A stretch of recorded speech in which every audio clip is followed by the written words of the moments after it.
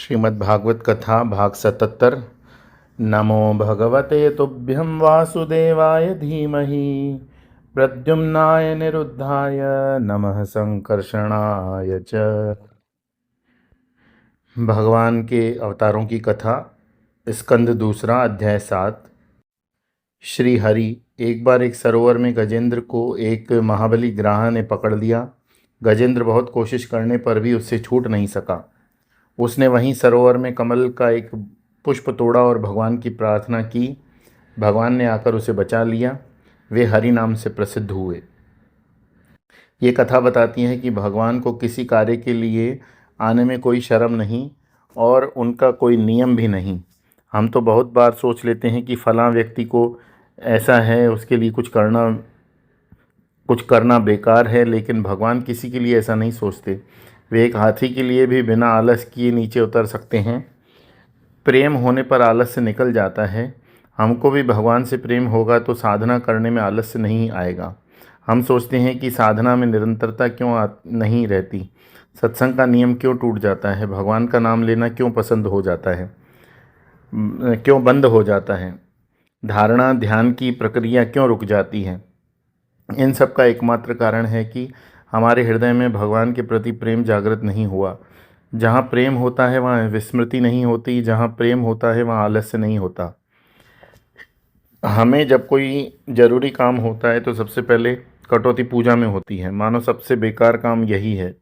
जब आलस्य निकल जाए, प्रेम जागृत हो जाए तो समझना उस भगवान हरि का अवतरण हो गया जिन्होंने गजेंद्र को ग्रह से बचाया। वामन अवतार। भगवान ने कश्यप मुनि की पत्नी अदिति के पुत्र के रूप में वामन अवतार धारण किया। उस समय दैत्यराज बलि बहुत शक्तिशाली हो गया था। वो बहुत दानवीर भी था। भगवान ने वामन रूप धारण कर उससे 3 पद भूमि मांगी और उसमें संपूर्ण विश्व को नाप लिया। बलि को पाताल का राजा बनाया। स्वयं उसके द्वारपाल बन उनके सामने उपस्थित रहते थे। अगले कल्प में बलि को इंद्र बनाया जाएगा। लोग समझते हैं कि भगवान ने बलि के साथ धोखा किया, लेकिन ऐसी बात नहीं। भगवान ने उसे इंद्र का पद प्रदान किया। इसके अलावा बलि ही एकमात्र ऐसा हुआ जिसके पास भगवान ने चौकीदारी का काम किया। ये लीला हमें एक व्यवहारिक ज्ञान कराती है। यदि कोई बलशाली और अच्छा व्यक्ति है तो उसको जीतने के लिए उस पर हमला मत बोलो, उसके सामने छोटे बनकर जाओ और कुछ मांग लो। हंस अवतार। ब्रह्मा नारद जी को याद दिलाते हैं कि जब नारद जी के मन में तत्व ज्ञान संबंधी कुछ शंकाएं आ गई थी, तब भगवान ने हंस के रूप में अवतार लेकर उन्हें भागवत धर्म का उपदेश दिया था, जिसमें योग ज्ञान और आत्म तत्व की बातों का प्रतिपादन था। भागवत में आगे ये प्रकरण हंस गीता के नाम से देखेंगे।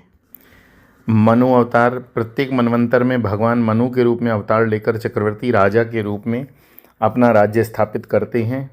उनकी कीर्ति तीनों लोकों में फैल जाती है। धन्वंतरी अवतार। समुद्र मंथन के समय भगवान धन्वंतरी के रूप में अमृत घट लेकर प्रकट हुए। उन्होंने देवताओं को अमृत पिलाया और आयुर्वेद का निर्माण किया। परशुराम अवतार। जब पृथ्वी पर क्षत्रिय राजा आतंकवादी बनकर मर्यादा का उल्लंघन करने लगे, तब भगवान ने परशुराम का अवतार लेकर उनका संहार किया। इस प्रकार 21 अवतार उन्होंने पृथ्वी को अत्याचारी ऋषियों से मुक्त किया। श्री राम अवतार। भगवान ने रामावतार का वर्णन यहाँ इस प्रकार आया। जब भगवान श्री रामचंद्र जी को सीता जी से छुड़ाने के लिए लंका जाना था और बीच में समुद्र था, तो उन्होंने क्रोध कर धनुष को टंकारा। उनके क्रोध के कारण जब नभचर जलचर प्राणी समुद्र भी घबरा गया, उसको हटकर उन्होंने रास्ता दिया। भगवान श्री राम ने लंका पर चढ़ाई कर रावण का नाश किया। इस प्रकार भगवान ने सूर्यवंश में श्री राम के रूप में अपनी कलाओं के साथ भरत शत्रुघ्न तथा लक्ष्मण के रूप में अवतार लिया। श्री कृष्ण बलराम। द्वापर में दैत्यों का उत्पात बहुत बढ़ गया था। तब भगवान ने बलराम एवं श्री कृष्ण के रूप में अवतार लेकर उनका संहार किया। अद्भुत बाल लीलाएं की। वे बहुत छोटे भी थे, तभी पूतना, शकटासुर, यमलार्जुन, कालिया नाग, व्योमासुर, प्रलंबासुर, धेनुकासुर इत्यादि का उद्धार किया। 7 दिन तक गोवर्धन को एक उंगली पर धारण किया। मूसलाधार वर्षा से ब्रजवासियों की रक्षा की। सभी अवतारों में कृष्ण अवतार की लीलाएं सबसे अद्भुत हैं। इनकी लीलाओं में कार्य का विचार मत करो, कार्य कारण के बंधन को बुद्धि त्याग दे, तभी इन लीलाओं का हमारे हृदय में अवतरण होगा। अंतःकरण के कार्य कारण निकल जाते हैं, तभी भगवान के दर्शन होते हैं। हम स्वीकार करते हैं कि मिर्च तीखी होती है, चीनी मीठी होती है। ये स्वीकृति हमें कार्य कारण के चक्कर से मुक्त कर देती है। ये प्रश्न नहीं आने देती कि मिर्ची तीखी क्यों होती है, चीनी मीठी क्यों होती है। इसी प्रकार जगत की समस्त वस्तु, व्यक्ति और घटनाओं से हम ऐसी स्वीकार बुद्धि में आएं, तो उसका अर्थ है कार्य कारण से मुक्ति। ऐसा जब हो तो समझना कि हृदय में भगवान अवतरित हो रहे हैं। वेदव्यास जी का अवतार। काल के प्रभाव से लोगों की समझ और आयु क्षीण होने लगी।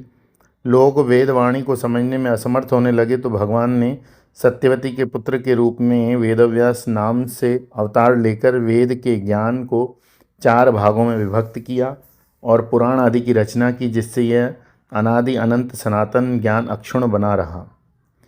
बुद्ध का अवतार। ब्रह्मा जी बताते हैं, देवताओं के विरोधी दैत्यों ने वेद मार्ग का ही सहारा लेकर अपनी शक्ति बहुत बढ़ा ली, विनाशकारी कार्य करने लगे। तब भगवान ने बुद्ध अवतार लेकर उनकी बुद्धि में भ्रम पैदा कर दिया। इससे अनेक प्रकार के उपदेशक पैदा हो गए और उन्होंने वेदों को छूना छोड़ दिया। इस प्रकार वेदों की रक्षा हो गई। एक बार हमसे किसी ने कहा, स्वामी जी, हमारे देश में राजनीतिक भगवत गीता पढ़ने लग गए हैं, आप महात्मा लोग उनको गीता का उपदेश करें तो हमारे देश का उद्धार हो जाएगा। मैंने कहा, भगवान की असीम कृपा है कि हमारे राजनीतिज्ञों ने भगवत गीता को छुआ नहीं है। जैसे भस्मासुर जिस पर हाथ रख देता है तो वही भस्म हो जाता था, वैसे ही कुछ हमारे राजनीतिज्ञ हैं, उन्होंने अपनी पार्टी का और देश का विनाश तो कर ही दिया। भगवत गीता को हाथ लगाएंगे तो उन्हें कहने लगेंगे कि ये तो मैंने लिखी है, भगवान ने नहीं सुनाई। उनके मूल तत्व का सत्यानाश कर अपना ही नाम कमाने लग जाएंगे। अंत में कल की अवतार। ब्रह्मा जी बताते हैं, कलयुग के अंत में जब सत्पुरुषों के घर में भी भगवान की कथा बाधित होने लगेगी, तब भगवान कल की अवतार लेंगे। हमें ऐसा ही लगता है कि बहुत बुरा समय आ गया है, भगवान को अवतार लेना चाहिए, लेकिन कहाँ आया है बुरा समय। हमारी कथा कीर्तन सत्संग पर सरकार द्वारा कोई निषेधाज्ञा लगाई जाती है क्या? नहीं। यज्ञ करने वाले को दंड दिया जाता है क्या? नहीं। अभी तो कलयुग हमने स्वयं के अंदर ही बढ़ा रखा है, हमें ही आलस आता है और हम भगवान का नाम स्मरण धारणा ध्यान नहीं करते। इस प्रकार भगवान के समस्त अवतारों की बातें बताकर उन्हें प्रणाम करते हुए ब्रह्मा जी उपसंहार करते हैं। ब्रह्मा जी कहते हैं, भगवान के 3 प्रकार के अवतार हैं। जब सृष्टि के निर्माण का समय होता है तो वे तप प्रजापति सप्तर्षि अर्थात ब्रह्मा जी का रूप लेकर पालन के लिए धर्म, विष्णु, मनु देवता तथा धार्मिक राजाओं का रूप ग्रहण करते हैं। संहार के लिए अधर्म, रौद्र, दैत्य इत्यादि का विनाशकारी शक्तियाँ हैं, उनका रूप धारण करते हैं। भगवान की इतनी लीलाएं हैं, इतने अवतार हैं कि उनकी गिनती करना बड़ा ही कठिन है। भगवान की भिन्न भिन्न शक्तियों को लोग जान नहीं सकते, उनकी कल्पना भी नहीं कर सकती, क्योंकि उनकी शक्तियाँ अनंत हैं। मैं स्वयं उनके स्वरूप को पूर्ण रूप से नहीं जानता, नहीं तुम्हारे भाई सनकादि ऋषि इत्यादि जानते हैं। फिर भी जो प्राणी अपने हृदय से कपट भाव को निकालकर भगवान के चरणों में स्वयं को समर्पित कर देता है, उसके हृदय से परमात्मा माया का पर्दा हटा देते हैं।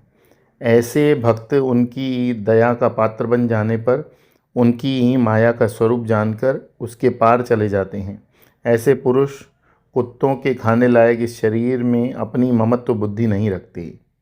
ये शाम स एव भगवान दययेदनन्तः सर्वात्मा श्रितापदो यदि निर्व्यक्लिकं ते दुस्तारत तरन्ति च देवमायां नैषां ममाहमिति घी श्वग्राल भक्षे। बोलिए श्री कृष्णचंद्र भगवान की जय। श्रीमद्भागवत महापुराण की जय।